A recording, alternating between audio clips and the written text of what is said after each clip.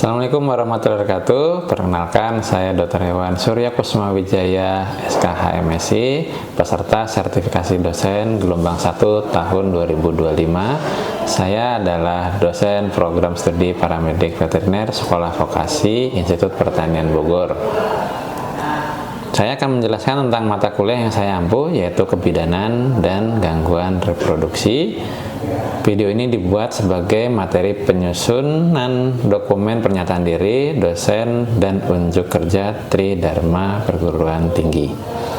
Mata kuliah kebidanan dan gangguan reproduksi memiliki 3 SKS, yaitu 1 SKS kuliah dan 2 SKS praktikum. Mata kuliah ini ada pada semester 5. Deskripsi singkat mata kuliah ini: setelah menyelesaikan mata kuliah, mahasiswa mampu menjelaskan tentang pemeliharaan masa kebuntingan, penanganan kelahiran normal, perawatan perinatal, dan pelaporan serta persiapan penanganan gangguan reproduksi.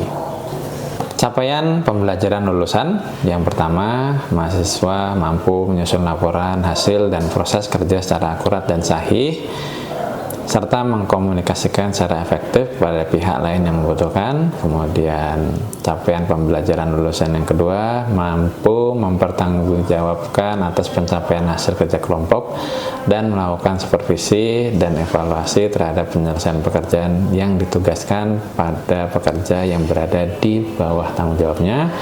Kemudian capaian pembelajaran lulusan yang ketiga, menggunakan konsep dan prinsip keperawatan, reproduksi, dan rehabilitasi hewan sesuai etika profesi. Kemudian capaian pembelajaran lulusan yang keempat, mampu menerapkan metode reproduksi hewan. Kemudian dari capaian pembelajaran lulusan itu di breakdown menjadi capaian pembelajaran mata kuliah, ya ada 3. Yang pertama, mahasiswa dapat menjelaskan fungsi anatomi dan fisiologi organ reproduksi pada hewan betina. Kemudian mahasiswa dapat menjelaskan proses kebuntingan, kelahiran atau partus, dan postpartus pada hewan betina. Kemudian yang terakhir, mahasiswa dapat membedakan gangguan kemajiran pada hewan selama kebuntingan pada hewan betina. Bobot penilaian untuk mata kuliah kebidanan dan gangguan reproduksi, yaitu yang pertama adalah aktivitas partisipatif sebanyak 5%. Aktivitas partisipatif ini dinilai berdasarkan partisipasi aktif dalam kegiatan sesuai topik pembelajaran untuk masing-masing mahasiswa secara individu. Lalu kemudian yang kedua, hasil proyek dengan bobot sebesar 50%. Untuk hasil proyek ini, mahasiswa nanti akan dibagi dalam kelompok grup untuk menyelesaikan tugas, kasus, permasalahan satu topik atau gabungan beberapa topik pada perkuliahan dan membuat laporan. Kemudian yang ketiga, ini ada kognitif atau pengetahuan, dibagi menjadi tugas, kuis, ujian tengah semester, dan ujian akhir semester. Untuk tugas ini bobotnya 5%, mahasiswa nanti mengerjakan tugas sesuai dengan topik perkuliahan. Lalu dengan kuis ada 5%, mahasiswa secara individu menyelesaikan dan menjawab setiap kuis yang diberikan kepada mahasiswa pada setiap topik perkuliahan. Lalu kemudian untuk ujian tengah semester ada 15%, mahasiswa melakukan ujian untuk mengerjakan soal-soal dari pertemuan 1 sampai pertemuan 7. Kemudian untuk ujian akhir semester nanti mahasiswa mengerjakan soal-soal juga untuk ujian pada materi pertemuan 8 sampai 14. Selanjutnya saya akan menampilkan video pembelajaran secara sinkronus di kelas mengenai materi perkuliahan pertemuan 11 sebagai berikut. Terima kasih. Assalamualaikum warahmatullahi wabarakatuh. Baik, selamat pagi, salam sejahtera untuk kita semua. Bagaimana kabar kalian? Baik. Alhamdulillah. Alhamdulillah baik. Oke, pada hari ini kita masuk ke pertemuan 11 ya, di mata kuliah kebidanan dan penyakit reproduksi hewan. Oke. Nah, pada hari ini saya akan menyampaikan satu materi, yaitu tentang gangguan karena infeksius bakteri ya. Jadi penyakit-penyakit yang berkaitan dengan reproduksi hewan yang disebabkan oleh bakteri ya. Ini kalian bisa baca sekitar 2-15% gangguan reproduksi pada hewan ternak disebabkan oleh faktor bakteri ya. Nah, 15% itu lumayan banyak ya, 2-15%. Kemudian kalau infeksi bakteri masuk ya, ini bisa menyebabkan apa? Yang pertama adalah angka konsepsi atau kebuntingan menjadi menurun. Yang kedua adalah service per conception menjadi besar atau meningkat. Ada yang tahu service per conception apa? Ya. Sebelumnya perkenalkan, saya Gani Fazul dengan NIM 056. Untuk service per conception itu adalah pelayanan, total jumlah pelayanan yang dihasilkan pada betina sapi hingga dia mengalami kebuntingan, terjadinya kebuntingan. Oke, baik ya, betul sekali. Jadi service per conception itu adalah jumlah pelayanan untuk mendapatkan konsepsi atau kebuntingan ya. Jadi kalau ada idealnya kan pada saat dia sekali layanan atau sekali IB langsung bunting, begitu inginnya seperti itu. Tapi kalau dengan adanya infeksi bakteri jadinya bisa berkali-kali layanan, bisa 2 kali, bisa 3 kali, bisa 4 kali ya. Bayangkan kalau sampai 3 kali, 4 kali itu sangat rugi sekali bagi peternak begitu, karena biaya IB itu juga lumayan, karena biasanya kalau untuk sapi perah dia akan dipotong berdasarkan masukan dari input susu begitu. Oke. Nah, lanjutnya kejadian abortus ini menjadi meningkat begitu ya. Nah, kenapa kejadian abortus ini meningkat? Salah satunya adalah infeksi ini bisa menyebabkan gangguan pada janin, sehingga anak bisa terganggu perkembangannya dan mati, lalu kemudian aborsi begitu, abortus. Lanjut. Nah, di sini ada fetus lahir mati atau lahir lemah meningkat. Nah, lahir mati atau stillbirth ini adalah dia hewannya, anak ini posisinya mati, tapi untuk waktu kebuntingannya posisinya pas, sesuai. Jadi misal di sapi dia 9 bulan, dia posisi kandungannya sampai bulan ke-9, tapi pada saat dilahirkan anaknya mati. Itu disebut dengan lahir mati atau disebut dengan stillbirth begitu ya. Berbeda dengan abortus. Kalau abortus lahirnya mati tapi waktunya nggak sampai usia kebuntingan. Kalau di sapi nggak nyampe 9 bulan dia lahir mati, itu jatuhnya adalah abortus. Tapi kalau posisinya ada 9 bulan lahirnya mati, namanya stillbirth begitu. Oke. Nah, lalu kemudian atau lahir lemah. Kalau lahir lemah ini saat lahir dia anaknya lemah, bisa tidak tertolong seperti itu, tapi posisinya masih hidup ya. Biasanya bisa bertahan 1 atau 2 hari, kemudian anak tersebut mati begitu. Oke. Nah, lanjutnya ada jarak interval beranak menjadi memanjang atau yang disebut dengan calving interval ya. Nah, calving interval ini adalah jarak antara periode beranak satu ke periode beranak lainnya. Sapi berapa bulan tadi untuk kebuntingannya? 9 bulan. Kalau 1 tahun berapa bulan? 12. Berarti kalau 12 dikurangi 9 masih ada 3 bulan. Nah, peternak sapi itu mempush sapi-sapinya untuk bisa bunting di 3 bulan itu, selisihnya gitu ya. Nah, kalau bisa bunting di 3 bulan itu, nanti akan dapat yang disebut dengan one calf 1 year, 1 anak sapi untuk 1 tahun ya. Kalau di ruminansia kecil domba tidak berlaku ya, karena kalau domba kan dia hanya 5-6 bulan beranaknya ya. Tapi kalau di sapi ada istilah one calf 1 year. Nah, ini penting kenapa? Karena kalau jarak intervalnya ini lebih panjang, nanti masa produktivitas si sapi tersebut akan berkurang begitu. Nah, pengennya kan 1 tahun punya anak 1 ya, gitu. Tapi kalau di Indonesia itu masih belum tercapai, begitu ya. Kalau di Indonesia masih 1,5 sampai 2 tahun, ya, untuk calving intervalnya. Sedikit sekali untuk beberapa peternakan yang bisa one calf one year, ya, tapi ada di Indonesia. Tapi lebih umumnya di angka 1,5 tahun begitu. Oke, lanjutnya, nah ini produksi susu turun pasti ya, karena kalau ada infeksi bakteri biasanya nanti akan ada demam. Kalau demam, produksi susunya akan turun untuk dairy farm, atau kalau untuk sapi potong, dia perkembangan badannya, pertumbuhan badannya juga terganggu karena infeksi. Oke. Nah, lalu kemudian gejalanya tidak jelas, tidak spesifik. Nah, pada kasus ringan ini saat estrus lendirnya agak keruh. Pernah lihat lendir estrus? Warnanya apa? Nah, tidak berwarna ya, atau jernih. Dia akan panjang sekali. Semakin besar lendirnya itu semakin besar juga tanda-tanda estrusnya, begitu ya. Jadi hewan tersebut birahinya sangat tinggi, begitu ya. Nah, untuk yang kasus ringan ini lendir estrusnya agak sedikit keruh. Penampakannya seperti apa?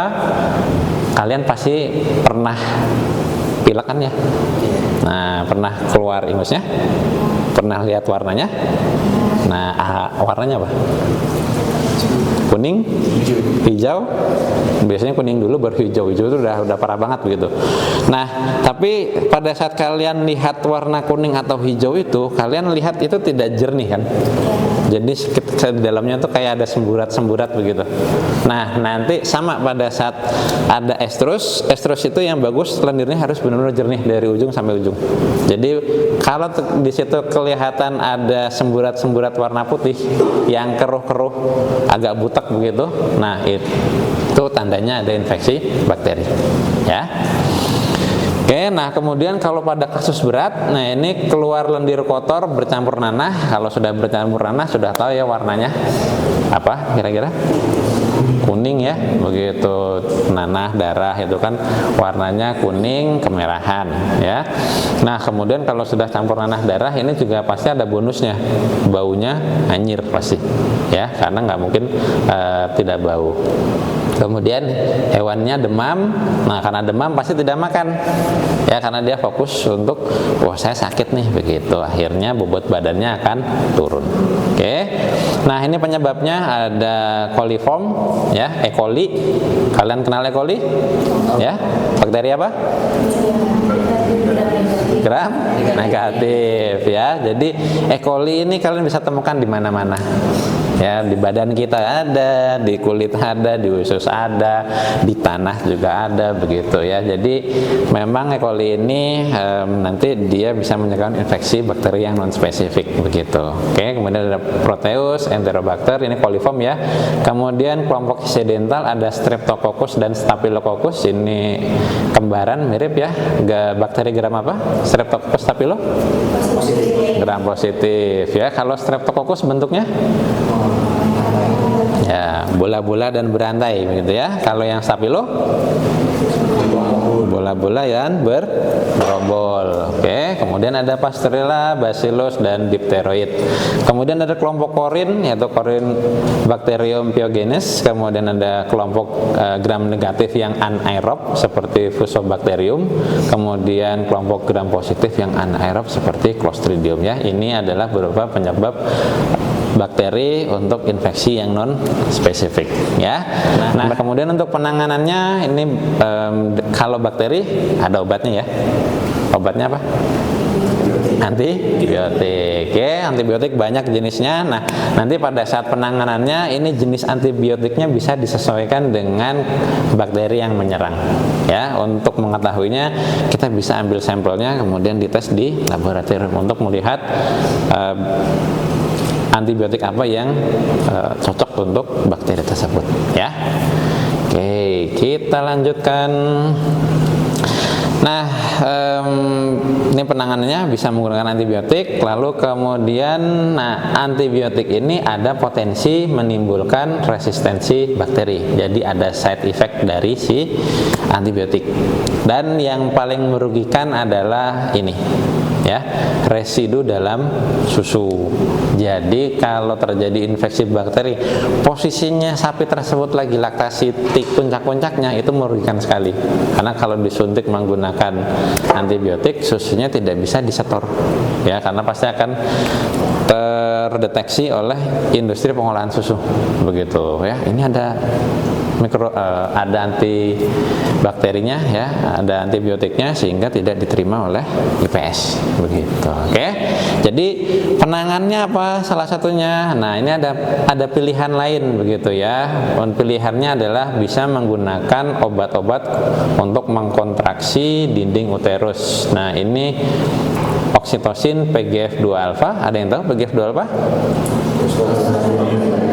Prostaglandin F2 alfa, ya, dan estradiol ini adalah hormon, ya, begitu. Hormon untuk apa? Yaitu untuk merangsang kontraksi dinding uterus, begitu. Jadi dengannya nanti diberikan ini, kali ini kan bukan antibiotik, ya, jadi pada saat diberikan nanti dinding uterusnya akan kontraksi, kemudian apa yang ada di dalam akan dikeluarkan, begitu ya. Nah, lalu selain itu ya mereka juga bisa obat untuk merangsang kontraksi dan mekanisme pertahanan dari uterusnya. Oke, dan kalau masih bersifat lokal bisa menggunakan antiseptik, ya, seperti yodium atau klorhexidin untuk membersihkan kalau masih posisinya lokal. Nah, kalau dia masuknya tadi yang kasus berat, jadi dia demam, nah akhirnya ya mau tidak mau harus menggunakan antibiotik, gitu. Oke. Nah, oleh karena itu untuk hasil maksimal, nah ini jenis antibiotiknya harus sesuai dengan jenis kelompok bakteri, ya. Kemudian untuk dosisnya nanti kalian sebagai paramedis bisa tanyakan ke dokter hewan, dok ini mau dikasih berapa, begitu ya. Dan tidak boleh mengurangi dosis antibiotik, ya. Dosis antibiotiknya harus pas, hitungan diberikannya berapa, kemudian jangka waktunya berapa, tidak boleh dikurangi, karena kalau dikurangi nanti bisa terjadi resistensi bakteri, ya. Kemudian kalau masih lokal bisa menggunakan intrauterin, pengobatan lokal intrauterin disepul, tahu disepul? Ya, jadi nanti dimasukkan antibiotiknya ke dalam uterus melalui menggunakan ibegan seperti itu, ya. Kemudian kalau misal ada produk cairan, ini misal nanah di dalam uterusnya, nah itu harus dikeluarkan dulu, harus dicuci. Karena kenapa? Kalau masih ada cairan itu, sebanyak apapun obat yang dimasukkan bisa terencerkan oleh cairan tersebut. Akhirnya apa? Daya mengobatinya akan menjadi berkurang, gitu ya. Jadi harus dikeluarkan. Oke, itu adalah untuk yang non spesifik, masuk ke infeksi bakteri yang spesifik. Nah, di sini ada dua, yaitu ada Campylobacteriosis atau fibrosis dan brucellosis. Nah, ini yang saya sebut tadi, dia mempunyai gejala yang patognomonis, begitu ya. Pada saat gejala itu keluar, kalian bisa curiga terlebih dahulu, oh ini bisa jadi bakterinya antara fibrosis atau brucella, begitu ya. Nah, gejalanya apa? Untuk yang Campylobacteriosis ini dia abortusnya di awal-awal kebuntingan 2-6 bulan, begitu ya. Ini angka ini adalah angka untuk sapi, ya. Jadi kalau 2-6 bulan itu dia masuk di trimester tengah, begitu. Oke. Lalu kemudian penularannya melalui kawin alami atau IB, ya, itulah penyakit menular kelamin yang ada di hewan. Oke. Nah, atau IB. Nah, kalau IB ini biasanya yang menyebabkan bukan dari straunya. Karena kalau strau yang dibuat oleh BIB biasanya sudah dipilih sapinya akan bebas dari penyakit. Nah, dari manakah kok bisa menularkan? Nah, ini dari kebersihan GAN IB-nya, begitu ya. Kalau inseminatornya ini tidak membersihkan atau tidak didesinfektan sebelum masuk atau meng-IB, nah itu bahayanya di situ. Oke. Nah, sama seperti fibrosis tadi, untuk penularannya dia bisa melalui perkawinan, bisa melalui saluran cerna juga. Kemudian pada betina dia ada di uterus, plasenta, kelenjar limfa supramamaria. Lalu pada jantan dia ada di testis, saluran semen, dan kelenjar aksesorius. Ya, ini penanganannya bisa menggunakan vaksinasi, begitu ya. Nah, kalau ya sebenarnya antibiotik juga ada gitu. Oke, nah kita lanjut ke Brucella. Ini sering kejadian ya untuk yang Brucella ini. Ini penyebabnya adalah Brucella abortus. Ini di sapi, Brucella Swiss ini di babi, militensis ini bisa di selain sapi dan babi begitu ya. Nah, hewan pekannya ini ada herbivora ya, lalu kemudian ada manusia juga.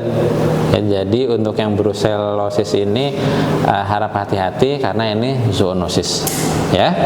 Lalu kemudian di unta, kemudian di burung dan anjing juga bisa. Nah, penularannya bisa dari mana? Nah, kalau ke manusia ini bisa dari cairan keluron. Keluron itu apa nih tuh? Air ketuban ya. Pada saat dia aborsi, anaknya keluar kan ketuban pecah ya. Nah, itu mau anaknya yang dipegang, anak yang mati itu dipegang sama dengan cairannya itu juga ada bakteri Brucellanya. Jadi harap hati-hati. Oke.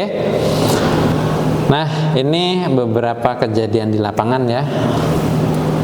Kita bisa lihat ini anaknya mati ya, kemudian pada saat di lapangan harus menggunakan APD ya, menggunakan wear pack, baju kandang, lalu menggunakan sarung tangan. Ini menggunakan glove yang panjang ya.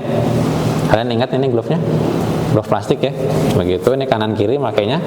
Kalau PKB kan kiri saja, ini kanan kiri begitu karena memegang anak yang diduga abortus gara-gara Brucella begitu. Nah, ini anaknya ya usia masuk trimester 3 itu sudah berbentuk seperti hewan besarnya begitu. Jadi udah ada kaki, udah ada kepala, kemudian ke depan lagi belakang begitu. Tapi harusnya dia bisa lahir normal, ternyata keluar duluan dan mati begitu ya.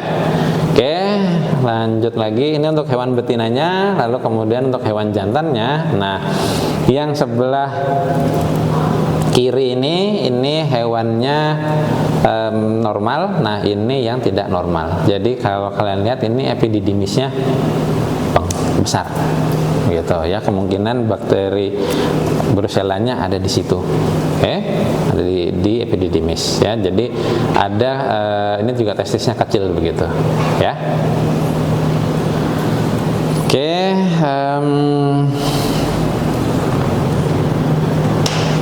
baik, mungkin itu saja yang bisa saya sampaikan. Selanjutnya kita masuk ke sesi tanya jawab ya. Oke, silahkan siapa yang mau bertanya?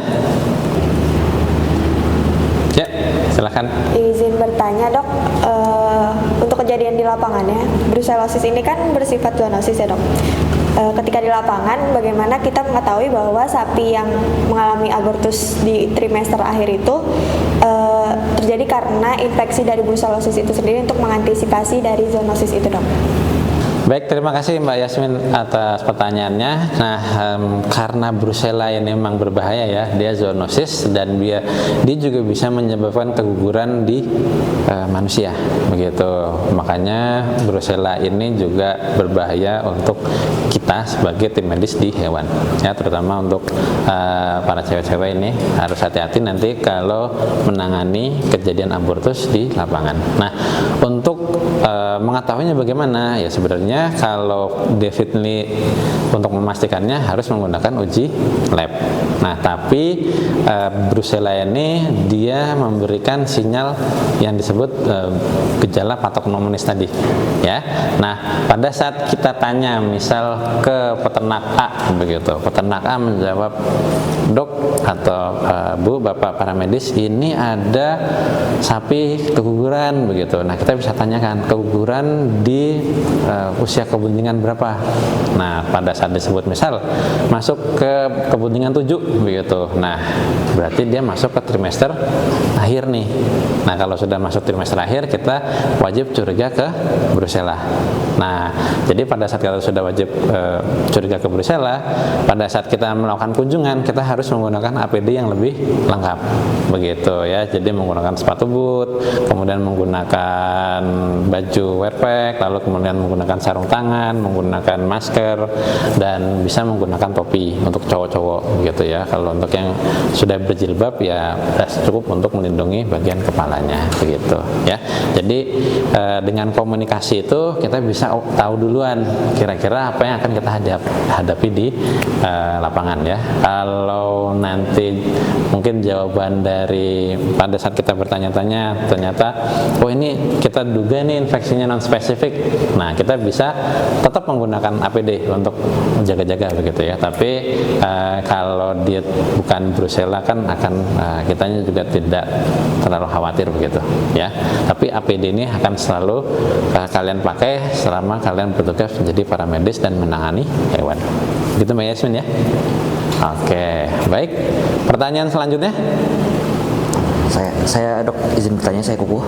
Mungkin tadi kan disebut kalau brucellosis itu ada kepatok pneumonisnya dia di trimester akhir. Kalau itu ada alasannya nggak sih dok kenapa si brucellosis itu spesifik di trimester akhir? Seperti itu. Baik, terima kasih Mas Uko atas pertanyaannya. Nah, untuk bakteri brucellosis ini atau bakteri Brucella ini dia kenapa kok di trimester terakhir? Nah, ini karena ada kaitannya dengan gula. Salah satu gula yang disukai oleh bakteri ini adalah eritritol. Nah, eritritol ini banyak di janin yang berusia lebih tua. Jadi dengan adanya kehadiran gula eritritol ini membuat si bakteri ini menjadi kalau terinfeksi akan berkembang lebih cepat sehingga dia bisa menyebabkan banyak kerusakan, kemudian hewan tersebut akan menjadi abortus gitu ya Mas Oku ya. Oke, kita cukupkan. Nah, selanjutnya kita ke pendalaman materi. Silakan keluarkan kertas lembar dan tulis nama dan NIM masing-masing. Oke, nomor 1 pertanyaannya adalah infeksi pada uterus dapat disebabkan oleh mikroba apa? Kemudian yang kedua, jelaskan apa yang dimaksud dengan brucellosis. Yang ketiga, bagaimana pencegahan brucellosis? Kemudian yang keempat, alat proteksi diri apa yang harus kita pakai agar tidak tertular brucellosis, mengingat brucellosis ini zoonosis bagi manusia.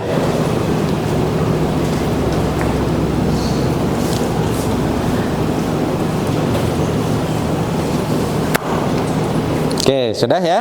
Nah, kalau sudah, terima kasih untuk pertemuan pada pekan ke-11 ini, tatap muka ini. Jadi kita cukupkan pada siang ini. Nah, selanjutnya nanti masuk ke pertemuan ke-12 ya. Oke, tanpa berpanjang lebar lagi, kita tutup untuk kelasnya. Assalamualaikum warahmatullahi wabarakatuh.